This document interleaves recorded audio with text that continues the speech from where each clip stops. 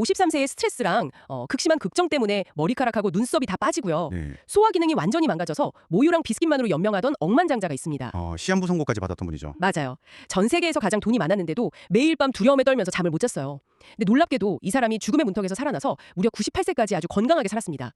도대체 무엇이 그 존 디 로페로의 운명을 180도 바꿔놓았을까요? 우리가 매일 밤 침대에 누워서 뒤척이며 만들어내는 걱정의 99%는 사실 결코 일어나지 않는 환상입니다. 환상이요? 네, 오늘 이 흥미로운 심층 탐구를 끝까지 함께 하신다면 여러분의 멘탈을 갉아먹는 불안의 스위치를 완전히 끄고 오늘 당장 깊은 숙면을 취하게 만들 아주 확실하고 구체적인 무기들을 얻게 되실 겁니다. 좋습니다. 자, 그럼 이 거대한 미스테리를 하나씩 낱낱이 파헤쳐보죠. 역사상 가장 성공한 기업가부터 알래스카 칠흑 같은 바다의 어부, 그리고 사하라 사막의 유목민까지 완전히 다른 삶을 산 이들이 어떻게 걱정이라는 인류 최대의 적을 쓰러뜨렸는지 추적해 볼 텐데요. 네, 기대되네요. 아까 걱정의 99%는 환상이라고 하셨잖아요. 네, 그렇죠. 솔직히 머리로는 아는데 막상 내 통장 잔고가 바닥나거나 당장 내일 큰 시험이 있으면 그게 현실에서는 잘 안 와닿거든요. 당연합니다. 뇌의 편도체가 막 경고음을 울리기 시작하면 논리적인 사고 자체가 마비되니까요. 그래서 억지로 긍정적인 생각을 하려는 대신에 걱정의 실체를 눈으로 직접 확인하는 과정이 필요합니다. 아, 그 실체를 완벽하게 증명한 사례가 하나 있죠. 1943년 여름에 오클라호마에서 비즈니스 칼리지를 운영하던 C.I. 블랙우드라는 사람 이야기인데요. 네. 이 사람한테 한두 개도 아니고 무려 6가지의 재앙이 동시에 닥칩니다. 들어보세요. 첫째, 남학생들이 몽땅 전쟁터로 징집되면서 학교가 파산 위기에 처해요. 아이고, 시작부터 캄캄하네요. 둘째, 자기 큰아들마저 참전해서 매일 밤 아들의 전사통지서가 날아올까봐 공포에 떨었죠. 생계랑 가족의 생사가 동시에 위협받는 거군요. 그게 끝이 아닙니다. 셋째, 공항 부지로 집이 강제 수용될 위기라 온 가족이 길거리에 나앉게 생겼고요. 넷째, 설상가상으로 집 우물마저 말라버려서 매일 양동이로 무거운 물을 길어 날라야 했습니다. 진짜 엎친 데 덮친 격이네요. 다섯째는 타이어 배급을 못 받아서 학교 출근길이 막혔고, 마지막으로 똑똑한 딸을 대학에 보낼 돈이 단 한 푼도 없었어요. 하나만 터져도 멘탈이 무너질 텐데 6가지면 이건 그냥 인생이 끝났다고 생각할 수준이잖아요. 어떻게 버틴 겁니까? 재미있는 건 이 사람이 취한 행동이에요. 블랙우드는 이 통제불능의 걱정거리 6가지를 타자기로 꼼꼼하게 쳐서요. 다자기로요? 네, 책상 서랍 아주 깊숙한 곳에 넣어버렸습니다. 일종의 걱정 보관함을 만든 거죠. 그리고 18개월이라는 시간이 흐른 뒤에 무언가를 찾다가 우연히 그 먼지 쌓인 종이를 다시 발견하게 됩니다. 1년 반 뒤라면 그 6가지 재앙들이 어떤 식으로든 결론이 났을 시점이네요. 네, 그가 떨덜 떨며 적어내려갔던 끔찍한 시나리오들 과연 어떻게 됐을까요? 놀랍게도 단 하나도 현실이 되지 않았습니다. 하나도요? 네, 정부가 참전 용사들 교육비 보조금을 지원하면서 텅 비었던 학교는 학생들로 만원이 됐고 아들은 상처 하나 없이 살아서 돌아왔습니다. 다행이네요. 게다가 집 근처에서 석유가 떠지는 바람에 땅값이 폭등해서 공항 수용 계획 자체가 완전히 무산됐고요. 석유가 터졌다고요? 개반전이네요. 땅값이 오르니까 당연히 새 우물을 팔 돈도 생겼죠. 타이어는 어떻게든 낡은 채로 굴러갔고 기적처럼 부업을 구해서 딸도 무사히 대학에 보냈습니다. 여기서 우리가 짚고 넘어가야 할 아주 중요한 심리적 통찰이 있습니다. 어떤 건가요? 블랙우드 이야기가 좀 극적이긴 하지만 불안의 본질을 아주 정확히 관통하고 있거든요. 우리는 보통 어떤 위기나 화가 나는 상황에 직면하면 지금 당장 무언가 조치를 취해야 한다고 느낍니다. 하지만 마케팅 분석가인 루이스 T. 몽탕의 접근법을 보면 시간이라는 요소가 얼마나 강력한 해결사인지 알 수 있죠. 루이스 T. 몽탕이요? 네, 이분은 누군가에게 분노나 걱정을 유발하는 편지를 받으면 절대 그 자리에서 바로 답장을 쓰지 않았다고 합니다. 대신 책상 오른쪽 맨 아래 서랍에 딱 2주 동안 넣어두었죠. 아, 2주라는 시간을 강제로 두는 거군요. 감정의 폭풍이 지나가길 기다리는 셈이네요. 그렇습니다.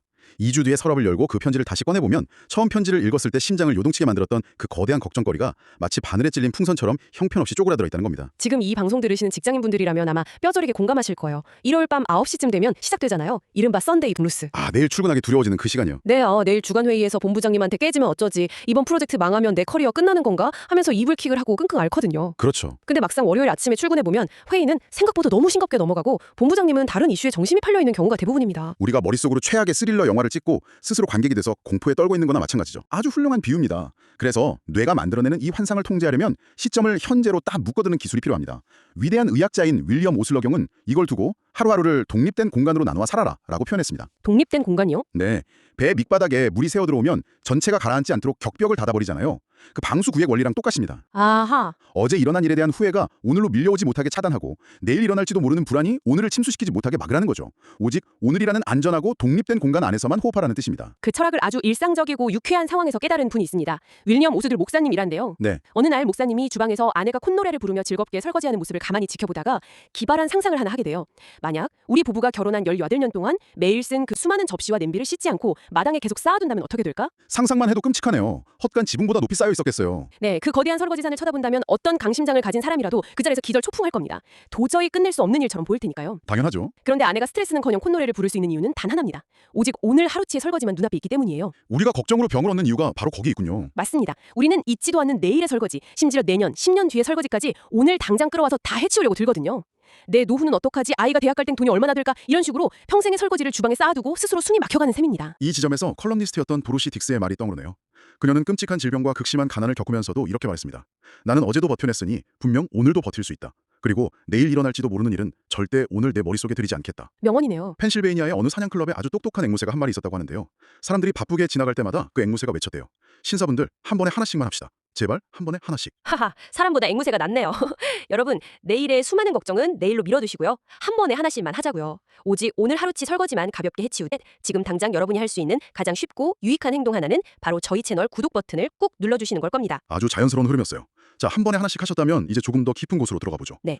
지금까지는 내일의 걱정을 차단해라, 환상을 버려라 라는 이야기였는데 여기서 아주 현실적인 반론이 등장할 수밖에 없습니다. 만약 내 걱정이 환상이 아니라면 내일 당장 법정에 서야 하거나 병원에서 불치병 진단을 받았다면 이런 거잖아요. 도저히 피할 수 없는 진짜 최악의 현실 앞에서는 어떻게 해야 하는가? 맞습니다. 이 질문에 답하기 위해 꺼낼 세 번째 무기는 바로 최악을 마주하고 바닥을 치는 경험입니다.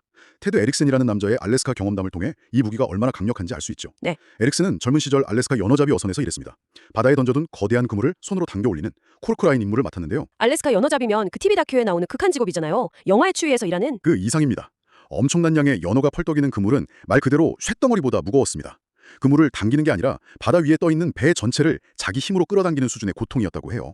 상상만 해도 근육이 찢어질 것 같아요. 뼈골이 부서질 듯 아팠고 밤이 되면 축축한 싸구려 매트리스 위에서 기절하듯 잠드는 지옥이 반복됐죠. 듣기만 해도 도망치고 싶어지는데 그런 생고생이 어떻게 마음의 평화를 가져다 준 건가요? 그 지옥이 인생에 영원한 면역력을 심어주었기 때문입니다.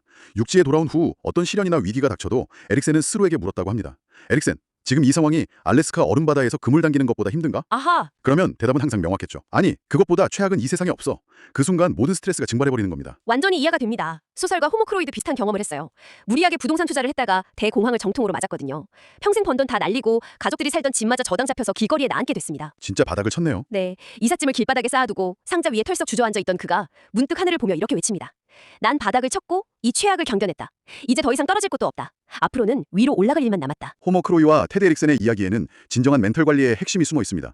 바로 최악의 상황을 수용하고 즉시 행동으로 전환하는 것입니다. 이 철학이 문화로 뿌리내린 곳이 있어요. 어딘가요? 사하라 사막에서 아랍 유목민들과 7년을 보낸 작가 RVC 보들리의 이야기를 살펴봐야 합니다. 사막 유목민들이요? 날씨나 자연은 완벽하게 통제 불능이잖아요. 그렇습니다. 사하라 사막에는 시로코라는 치명적인 모래 폭풍이 있는데요. 이게 한번 휩쓸고 지나가면 유목민들 전 재산인 양떼의 절반 이상이 모래에 퍼묻혀 죽습니다. 세상에. 서양인들 시각에서는 하늘을 저주하며 통곡해야 할 상황이죠. 하지만 아랍인들은 원망하지 않았습니다. 폭풍이 지나간 후 죽은 양떼를 보며 단 한마디, 맥투브이라고 말합니다. 맥투비요? 무슨 뜻이죠? 그것은 기록되어 있다. 즉, 이것은 신의 뜻이며 인간인 우리가 피할 수 없는 필연적 현실이라는 의미입니다. 잠깐만요. 좀 불편한 질문일 수 있는데요. 그거 그냥 현실을 체념해버리는 거 아닌가요? 어쩔 수 없지 뭐. 내 팔자야. 하고 자포자기 하는 거랑 뭐가 다른지 모르겠어요. 아주 예리한 지적입니다. 겉보기엔 체념처럼 보일 수 있죠. 하지만 이 지점이 바로 평범한 포기와 철학적 수용을 가르는 핵심 차이점입니다. 체념과 수용은 완전히 다른 차원의 개념이요. 어떻게 다르죠? 아랍인들은 맥투브이라고 말하며 현실을 받아들인 직후에 모래밖에 주저앉아 우는 대신 곧바로 허리춤에서 칼을 꺼냅니다. 폭풍에 다쳐서 어차피 죽어가는 새끼 양들을 향해 달려가서 즉각 도살하는 거죠. 자기 손으로 양을 죽인다고요? 방금 전까지 슬퍼하지 않았나요? 슬퍼할 시간이 없는 겁니다. 어차피 죽어가는 새끼들을 빨리 처리해야 어미 양이라도 살려내서 남은 무리를 지키고 생존을 도모할 수 있으니까요. 이미 일어난 최악의 사태를 저함 없이 수용하고 내 손으로 통제할 수 있는 아주 작은 영역에 대해 즉각 실리적이고 신속한 행동을 취하는 것. 이것이 그들의 생존 비밀입니다. 와, 소름이 돋네요. 수용은 체념으로 끝나는 게 아니라 새로운 행동을 위한 깨끗한 도화지를 마련하는 과정이군요. 정확합니다. 조셉 엘 라이언의 사례가 정확히 이 속리적이고 심리적인 변화를 보여주잖아요. 심장 발작으로 쓰러지셨던 그분 말씀이시죠? 네, 의사가 달려와서 진찰하더니 절망적인 얼굴로 30분밖에 안 남았습니다. 마음의 준비를 하십시오. 라고 시한부 선고를 내립니다. 엄청난 고통 속에서 신부가 마지막 고해성사를 준비하고 있었어요. 네. 그때 라이언의 머릿속에 기적 같은 생각의 전환이 일어납니다. 살려달라고 속으로 신과 싸우며 발버둥치기를 멈추고 딱 포기한 거예요. 그래, 죽음이 다가왔다면 받아들이자. 내게 일어날 수 있는 최악은 이 고통이 한 번 더 덮치고 영원히 잠드는 거다. 그럼 오히려 평온해지겠지 하고요. 어떻게 30분 남은 상황에서 그런 평정심을 유지했을까요? 죽음을 수용해버린 거죠. 이렇게 최악을 받아들이고 긴장의 끈을 툭 놓아버리는 순간 놀랍게도 옥죄해 오던 심장 발작이 서서히 멈춥니다. 기적이네요. 네, 살려고 발버둥치며 온몸의 혈관을 쥐어짜던 극도의 긴장감이 풀리면서 몸이 이완되고 결국 회복하게 된 겁니다. 억지로 통제하려는 발버둥이 상황을 악화시키고 최악을 기꺼이 인정하는 순간 불안이 기생할 자리가 없어진다는 완벽한 생물학적 증거네요. 맞습니다. 수용이라는 게 이렇게 강력합니다. 자, 그럼 여기서 분위기를 조금 환기시켜서 네 번째 방법으로 가볼까요? 좋습니다. 이건 수용만큼이나 뇌를 속이는 강력한 해킹 기술입니다. 바로 몰입과 유머, 내 걱정을 비웃는 법인데요. 걱정을 비웃는다. 흥미없네요. 워너브라더스의 임원이었던 카메론 십의 상황극 실화가 아주 좋은 예시예요. 이분이 임원으로 승진하고 나니까 어깨가 너무 무거워진 거예요. 유명 할리우드 스타들 이미지와 영화 성패가 다 자기 홍보 능력에 달렸다고 생각하니까 압박감이 장난 아니었죠. 스트레스가 극에 달했겠군요. 네, 결국 심각한 위궤양에 걸렸다고 굳게 믿게 됩니다. 밤마다 배를 움켜쥐고 고통스러워하다가 유명한 내과 의사를 찾아갔죠. 온갖 검사를 다 했겠네요. 결과가 어땠습니까? 의사가 검사 차트를 툭 던지며 말합니다. 쉽. 당신 위장은 갓난아기처럼 깨끗합니다. 궤양은 무슨 100% 꾀병이에요. 다 당신 머릿속에서 만들어낸 고통입니다. 머리로는 이해해도 몸은 여전히 아프다고 느꼈을 텐데요. 맞아요. 환자가 너무 고통스러워하니까 의사가 기가 막힌 처방을 내립니다. 밀가루로 만든 가짜 약, 즉 플라시보를 처방해 준 거예요. 이 알약을 줄 테니 위가 꼬일 때마다 하나씩 삼키세요 하고요. 가짜약 효과를 노린 거군요. 네, 카메론 십은 처음엔 진짜 신경 안정제인 줄 알고 정성껏 챙겨 먹었습니다. 그런데 어느 날 사무실에서 거구의 사내가 벌벌 떨면서 작은 알약을 물과 함께 삼키려고 거울을 보다가 문득 자기 꼴이 너무 우스꽝스럽다는 걸 깨달은 겁니다. 객관화의 순간이 찾아왔군요. 거울 속 자신을 보며 중얼거렸대요. 아니, 아이젠하워 장군이나 메가더 장군은 이런 알약 하나 없이 전 세계 운명이 걸린 2차 세계대전을 지휘하는데 나는 고작 홍보 업무 때문에 괴양이 왔다면서 이 약을 털어놓고 있다고. 나 진짜 코미디 찍냐? 하하, 순식간에 시야가 넓어졌네요. 네, 그 사실에 스스로 너무 어이가 없어서 미친 사람처럼 폭소를 터뜨렸습니다. 그날로 남은 가짜 약을 하수구에 다 쏟아버렸고요. 위장 통증도 거짓말처럼 그날 완치되었습니다. 자기를 향해 진심으로 웃어버린 거군요. 심리학적으로 인간은 무언가를 진심으로 비웃으면서 동시에 두려워할 수는 없습니다. 뇌가 두 가지 상반된 감정을 동시에 처리하지 못하거든요. 아하. 퍼시 H 화이팅이라는 심각한 건강 염려증 환자 사례도 비슷합니다. 동네에 전염병만 돌면 자기도 걸렸다고 알아눕고 파상풍, 암, 결핵, 상상할 수 있는 모든 병을 다 느끼며 죽어가던 사람이었죠. 완전 건강 염려증의 끝판왕이네요. 그러다 어느 날 아침 핏기 가신 얼굴로 거울을 보며 스스로에게 소리쳤습니다. 이 얼빠진 겁쟁이 자식아. 넌 지난 20년 동안 수백 번이나 치명적인 병으로 죽어가면서도 여전히 이렇게 쌩쌩하게 살아 숨쉬고 있잖아. 스스로를 향해 시원하게 비웃어버린 그 순간부터 지난 20년의 질병들도 흔적 없이 자취를 감췄습니다. 스스로 뼈를 때렸네요. 극각가 페렌츠 몰나르가 이 일은 최고의 마약이다라고 한 적이 있죠. 걱정은 우리가 가만히 앉아서 생각할 틈을 줄 때 독버섯처럼 자라납니다. 맞습니다. 데일 휴즈라는 분도 병상에 누워 천장만 바라볼 때는 부서진 갈비뼈 통증이 안 나았어요. 그런데 간호사에게 카드 게임을 배우고 유화 그리기에 몰입하면서 기적처럼 통증을 잊었습니다. 무언가에 몸과 마음을 몰입시키는 것만큼 강력한 치료제는 없나 봐요. 요즘으로 치면 밤에 누워서 스마트폰으로 우울한 뉴스만 계속 보는 대신에 차라리 일어나서 방 청소를 하거나 레고 조립이라도 하는 게 멘탈에 100번 낫다는 얘기죠. 맞아요. 조지 버나드 쇼가 아주 정확한 명언을 남겼습니다. 비참해지는 가장 확실한 비결은 자신이 지금 행복한지 아닌지 고민할 여유를 갖는 것이다. 아, 그 여유가 오히려 독이 되네요. 네, 쓸데없는 걱정이 밀려온다면 철학적 고민을 할 게 아니라 몸을 바쁘게 움직여서 뇌가 불안을 처리할 대역폭 자체를 없애버려야 한다는 통찰입니다. 결국 이 모든 심리학기 기술들이 무엇을 의미할까요? 이제 가장 놀라운 이야기, 우리가 오프닝에서 던졌던 존 디 록펠러의 대반전으로 돌아가 보겠습니다. 네, 53세의 록펠러는 스탠더드 오일로 세계 최고의 부자가 됐지만 동시에 미국에서 가장 욕을 많이 먹는 사람이었습니다. 매일 밤 쏟아지는 비난과 파업, 재산을 잃을지도 모른다는 공포 때문에 $150짜리 화물 보험료가 아까워서 알아놓을 정도로 강박적인 구두쇠였죠. 몸 상태도 최악이었다고 했죠. 네, 스트레스로 머리카락과 눈썹은 다 빠지고 우유와 비스킷 외엔 아무것도 삼키지 못했어요. 당대 최고의 의사들이 그에게 3가지 처방을 내립니다. 첫째, 절대 걱정하지 말 것. 둘째, 휴식과 가벼운 운동. 셋째, 배가 부르기 전에 식사를 멈출 것. 위약적으로 훌륭한 수칙이지만 식이요법과 산책만으로 죽어가던 사람이 98세까지 살 수 있었을까요? 인간의 실존적 불안은 야채를 먹는다고 사라지는 게 아닙니다. 정말 정확한 지적입니다. 그가 발견한 가장 거대한 마법, 육체를 구원한 진짜 해독제는 의사의 처방전이 아니라 그의 결단에 있었어요. 바로 타인에게 나누기, 즉 기부였습니다. 아, 시선이 바뀐 거군요. 네, 53년 동안 나의 것을 지키고 빼앗기지 않으려는 결핍의 마인드로만 살다가 죽음의 문턱에서 시카고 대학을 세우고 12지장충 퇴치에 엄청난 돈을 쏟아붓기 시작합니다. 그의 뇌가 금고 안에서 타인의 고통으로 향하고 자신을 세상과 연결하기 시작하자 기적처럼 병이 나았습니다. 몸이 회복되고 탈모까지 멈췄다고 하니까요. 이 내면의 변화가 얼마나 극적이었는지 보여주는 역사적 사건이 하나 있습니다. 어떤 사건이죠? 건강을 회복하고 기부를 이어가던 어느 날 미국 연방대법원으로부터 역사상 최대 규모의 반독점 해체 판결을 선고받게 됩니다. 평생 바쳐 쌓아올린 스탠다드 오일 제국이 산산조각 날 위기였죠. 기업인에게는 최악의 패배네요. 변호사들은 늙은 록펠러가 충격으로 쓰러질까봐 덜덜 떨며 전화를 걸었습니다. 과거 $150 손해에 알아누웠던 53세의 록펠러라면 그 자리에서 거품을 물었겠지만요. 90대의 록펠러는 어땠나요? 수화기 너머로 허탕하게 웃으며 이렇게 대답했습니다. 걱정 마시오 변호사 양반. 난 오늘 밤 아주 푹 잘 겁니다. 당신도 내 걱정하느라 잠설치지 말고 푹 쉬시오. 와, 통제할 수 없는 법원의 판결을 완벽하게 수용한 겁니다. 시선을 내 것을 잃을까 두려워하는 결핍에서 타인과의 연결로 돌렸을 때 걱정은 더 이상 발붙일 곳이 없어진 거죠. 지독한 구두쇠의 짜릿한 반전이네요. 오늘 살펴본 인물들의 공통점은 명확합니다. 방구석에서 무조건 다 잘 될 거라고 낙관만 하는 게 아니에요.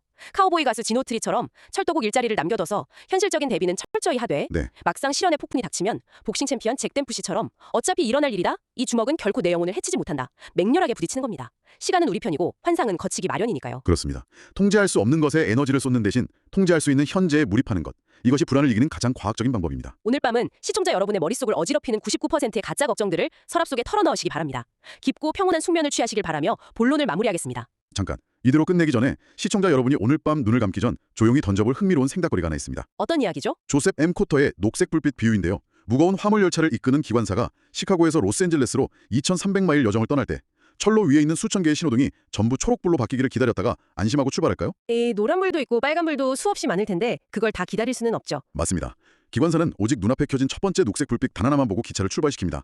나아가다가 노란불이 나오면 속도를 줄이고 빨간불이 나오면 잠시 멈추면 그만입니다. 아, 그런데 우리는 인생이라는 기차에 올라타 놓고 자꾸 저 멀리 5년 뒤, 10년 뒤 신호등 색깔까지 미리 걱정하느라 역에 주저앉아 엔진조차 켜지 못하고 있습니다. 인생의 신호 시스템은 알아서 작동하게 되어 있는데도 말이죠. 여러분,